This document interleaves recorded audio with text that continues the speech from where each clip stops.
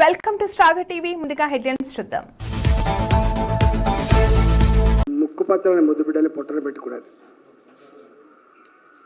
ఆ తదనంతరం తెలంగాణ కాంక్షించే వాళ్ళు మేధావులు ఎక్కడ కూడా తెలంగాణ ఉద్యమ జ్వాలను ఆగకుండా దాన్ని కాపాడుతూ పోయినరు. 2021లో మలిదశ ఉద్యమం స్టార్ట్ అయిన తర్వాత అన్ని పార్టీలు కూడా ఎక్కడికక్కడ సంఘటితమై విద్యార్థుల ఆధ్వర్యంలో జేఏసీగా ఏర్పడి సంవత్సరాల తరబడి ఈ పోరాటం జరిగింది. వందల మంది తెలంగాణ ముద్దుబిడ్డలు అమరులైనరు. వాటి ఫలితంగా రాష్ట్రం ఏర్పడ్డది. ఇవాళ జూన్ 2వ తారీఖు నాడు జరుపుకునే ఈ వేడుకలు ఎవరో ఇష్టం వచ్చింది కాదు. తెలంగాణ ఇంతకుముందు చెప్పినట్టుగా పోరాటం ద్వారా, రక్త తర్పణాల ద్వారా, ప్రాణ త్యాగాల ద్వారా సాధించుకున్న తెలంగాణ. ఈ తెలంగాణ సాధనలో మొదటి నుంచి కూడా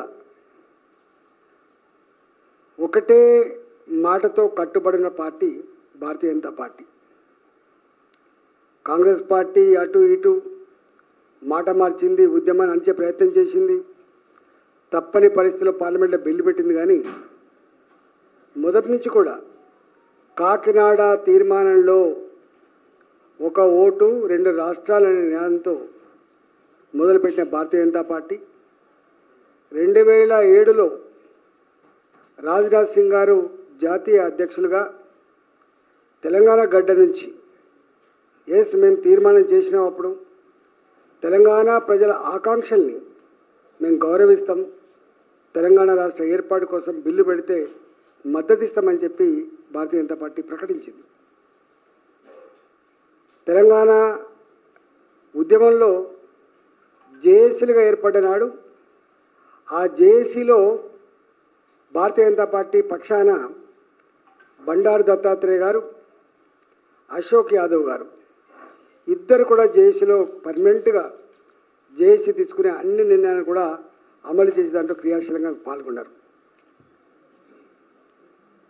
ఉద్యమం ఉవ్వెత్తు నడుస్తున్నప్పుడు, అనేక మంది బిడ్డలు బలిదానం చేసుకుంటున్నప్పుడు సుష్మా స్వరాజ్ గారు స్వయంగా తెలంగాణ వచ్చి అనేకసార్లు అప్పీల్ చేసిండ్రు. తెలంగాణ బిడ్డలారా, మీరు మా బిడ్డలు లాంటి వాళ్ళు, చనిపోవడం పరిష్కారం కాదు, మేము పార్లమెంట్లో మేమున్న మీ పక్షాన కొట్లాడడానికి తప్పకుండా తెలంగాణ సాధించి తీరుతామని చెప్పి అనేకసార్లు తెలంగాణ గడ్డ మీద మాట్లాడినారు. ఇవాళ శ్రీకాంతాచారి, పోలీస్ కృష్ణయ్య, ఉస్మానియా క్యాంపస్లో యాదయ్య, ఇషాన్ రెడ్డి, వేణుగోపాల్ రెడ్డి, అనేక మంది, చివరికి యాదిరెడ్డి, రంగారెడ్డి జిల్లా యువకుడు యాదిరెడ్డి పార్లమెంట్ పక్కకే చెట్టుకు ఊరేసుకొని చనిపోతాయి. ఆనాడు పార్లమెంట్లో సుష్మా స్వరాజ్ గారు మాట్లాడిన మాటలు ఇప్పటికీ మనకు యాదికొస్తాయి.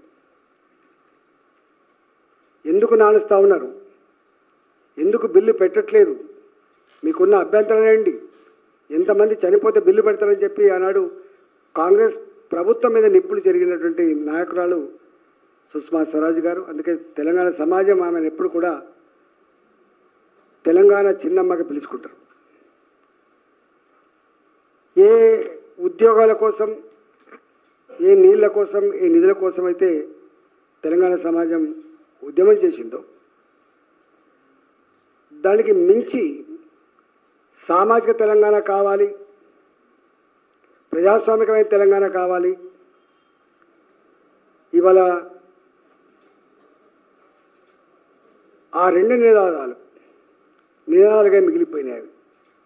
సామాజిక తెలంగాణ లేదు, ప్రజాస్వామిక తెలంగాణ లేదు. కేసీఆర్ గారి నాయకత్వంలో 9.5 సంవత్సరాల పరిపాలన కొనసాగితే ఎట్లా ప్రజాస్వామ్య హక్కులు కాలు రాయబడ్డాయో, నియంతృత్వ పోకడలు రాజ్యమేలినాయో, ఎట్లా ఒక కుటుంబం చేతిలో పరిపాలన బందీ అయిందో అదంతా మనం చూసినాం. మనం మార్పు కావాలని కోరుకుంది కాబట్టి అప్పుడు మళ్ళీ ఈ కాంగ్రెస్ పార్టీ అధికారం వచ్చింది. సంవత్సరాల గడుస్తుంది. ఎన్ని హామీలు ఇచ్చిందంటే తెలంగాణ ఇచ్చింది మేమే, ఛాంపియన్లు మేమే అని చెప్పేటువంటి రేవంత్ రెడ్డి బాధ్యత మేనిఫెస్టోలో పెట్టిండు. 25,000 రూపాయలు అమరవీరుల కుటుంబాలకు 25,000 రూపాయలు పెన్షన్ రూపంలో ప్రతి నెల ఇస్తామని చెప్పిండ్రు. అమరవీరుల కుటుంబంలో ఒకరికి ఉద్యోగం ఇస్తామని చెప్పిండ్రు. తెలంగాణ 69 ఉద్యమాలు కావచ్చు, 2001 తర్వాత జరిగిన ఉద్యమాలు కావచ్చు, ఎవరెవరైతే జైలుకు పోయినరో, కేసులు పెట్టబడ్డాయో, ఫోర్ ఫ్రంట్ నుండి పోరాటం చేసినరో 250 గజాలు జాగిస్తా అని చెప్పిండ్రు.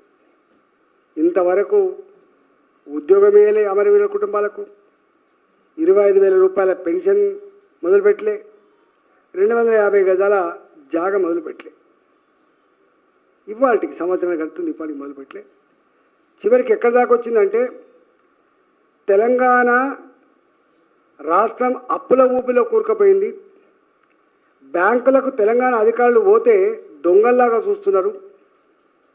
చెప్పులు ఎత్తుకపోతారేమని చెప్పి చెప్పులు దాచుకుంటున్నారని చెప్పి అవమానకరమైనటువంటి మాటలు మాట్లాడుతున్నాడు.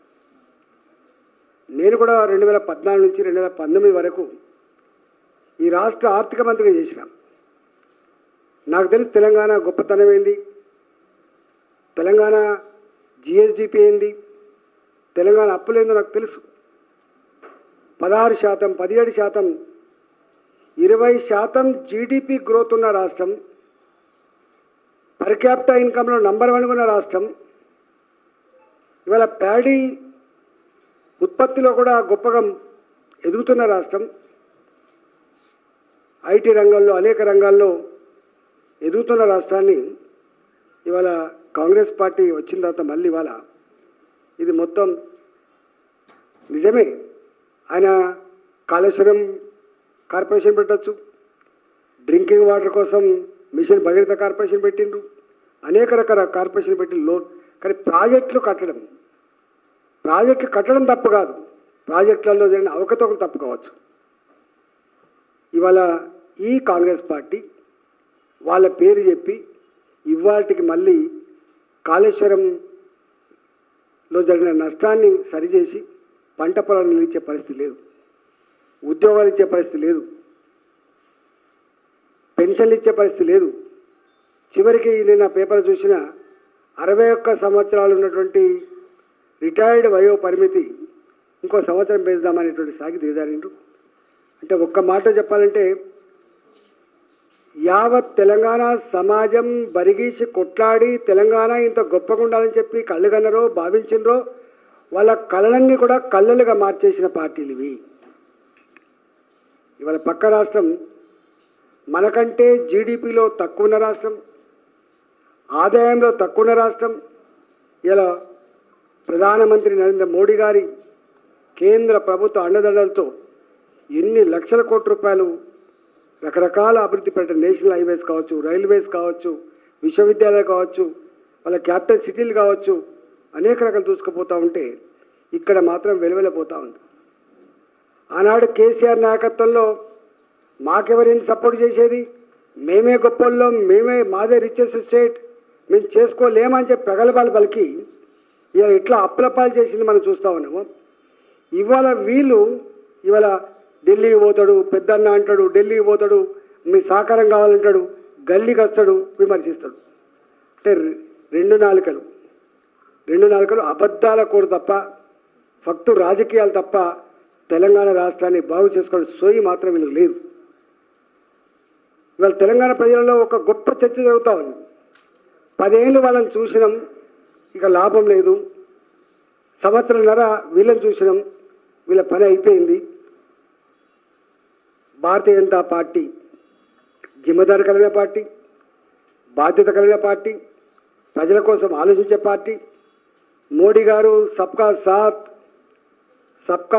సబ్కా వికాస్ సబ్కా ప్రయాస్ అని అయితే అంటుండో, ఇవాళ రాష్ట్రాల అభివృద్ధిలోనే దేశ అభివృద్ధి ముడిపడి ఉందని చెప్పి మోడీ గారు భావిస్తుండో, ఇక్కడ కూడా మోడీ గారి నాయకత్వంలో భారతీయ జనతా పార్టీ అధికారంకి వస్తేనే సాధ్యమైందని చెప్పి భావిస్తూ ఉన్నారు.